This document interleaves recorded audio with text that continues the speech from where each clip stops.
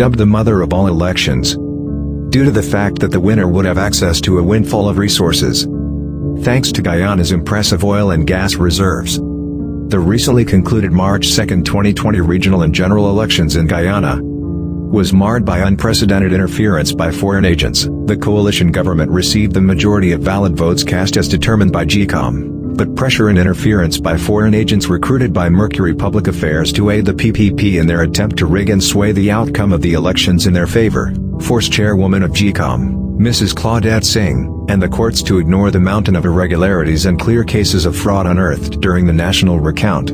This foreign pressure eventually forced the declaration of the PPP as the winners of the elections. The PPP has returned to its old corrupt and criminal habits, and the country has swiftly slipped back to a state of lawlessness and confusion. In less than 100 days, the PPP has reminded us how heartless they are, with the flooding of success residents. Hundreds of poor families from all walks of life with nowhere to go.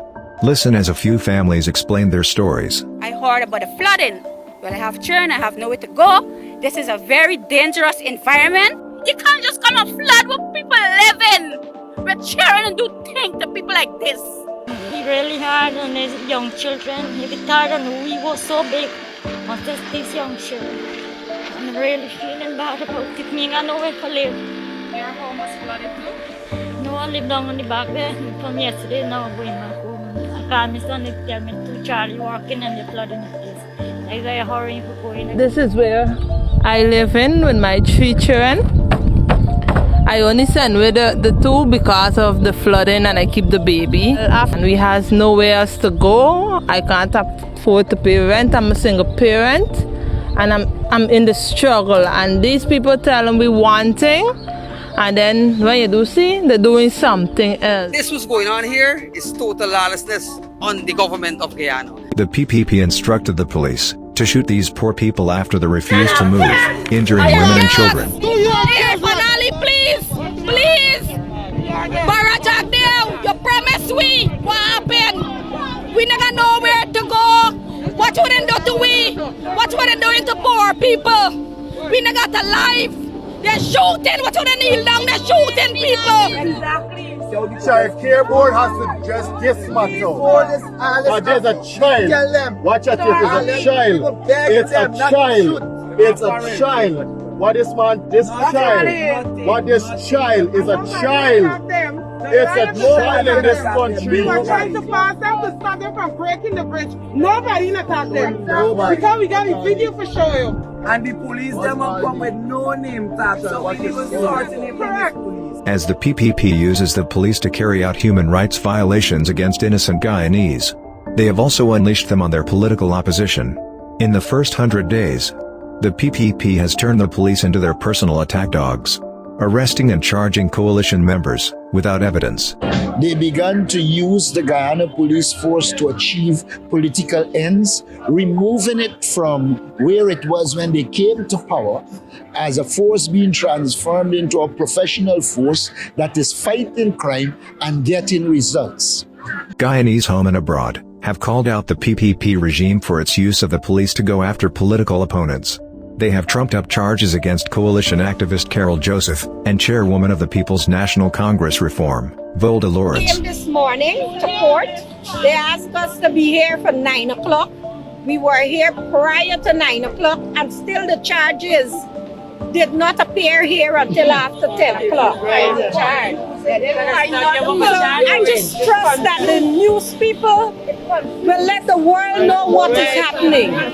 This is harassment. This has got nothing to do with law, no order, no forgery and whatever. This is just harassment. The police have returned to an institution of corruption under the PPP, even refusing to adhere to court orders that prohibited them from entering opposition MP Christopher Jones's home to carry out their political instructions. With the rehiring of known corrupt police officers in the first 100 days, there has been a swift restart of the drug trade out of Guyana. Recently 11.5 tons of cocaine, a world record, was seized in Belgium in a vessel from Guyana, but that failure pales in comparison to the disappointment and total incompetence of the police force in dealing with the murder of Joel and Isaiah Henry. One only has to look at the Henry Boyce case, and what one sees is a situation repeating itself. In 1992, they came to power, and before you know it, Monica Reese was thrown out of a vehicle. The police couldn't do their investigation. We've seen it here again with the Henry Boyce and Singh. So you are seeing a return to lawlessness. You're seeing a dismantling of a police force that was beginning to operate professionally and a society returning to law and order. What in essence they are doing is returning Guyana to lawlessness. Well, I believe if the Guyana police force is to take the assistance that is being offered from the international experts, that we will get a resolution to this. I think it is evident, it is pretty self-evident that after 7 weeks, they clearly are not capable of solving the crime, because if they're still waiting on information, it means that we're going back to Flintstone.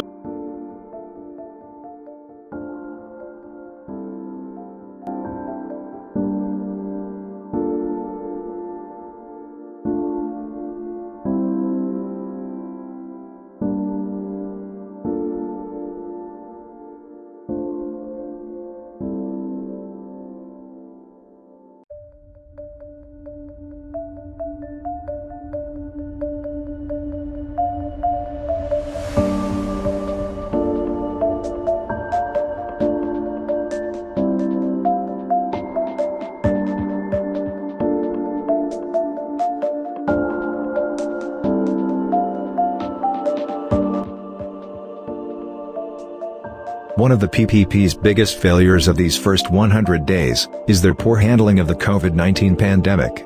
The president had said that he wanted a swift and national approach. COVID-19 is a very serious pandemic, so you will see a national approach to this, an approach that looks at the multi-structure. But the vice president has been pushing a business over people approach in reopening the country, despite rising COVID numbers. This is what he said. But they want us, they're making this, we shut down the country. That's what Abnu said, and less people are dying. But can you do that forever? You're gonna have more infections. So every day when I see a couple people die or so, it's hurtful that our people have to die, but this is the reality.